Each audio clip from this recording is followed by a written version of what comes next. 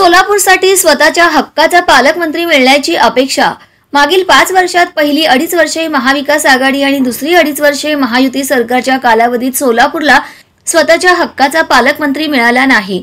जिल्ह्याबाहेरील मंत्र्यांनी पालकमंत्री पदाची जबाबदारी सांभाळली, त्यामुळे अनेक स्थानिक विकासाचे प्रश्न रेंगाळले आहेत। यंदाच्या सत्ताधारी महायुतीकडून सोलापूरला स्वतःचा पालकमंत्री मिळावा अशी अपेक्षा व्यक्त होत आहे।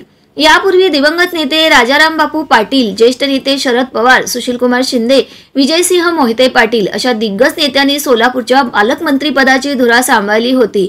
1982-83 साली तत्कालीन मुख्यमंत्री बॅरिस्टर बाबासाहेब भोसले यांच्या औटघटकेच्या काळात सोलापूरचा स्वतःचा पालकमंत्री लाभला नव्हता। त्यानंतर 35-40 वर्षाच्या कालखंडानंतर मागील 5 वर्षे सोलापूर जिल्हा मंत्रिपदापासून वंचित राहिला होता। त्यामुळे साहजिकच पालकमंत्रीपद दिलीप वळसे पाटील, जितेंद्र आव्हाड, दत्तात्रय भरणे, राधाकृष्ण विखे पाटील, चंद्रकांत पाटील यांनी आपापल्या परीने पालकमंत्री पदाची जबाबदारी सांभाळली होती।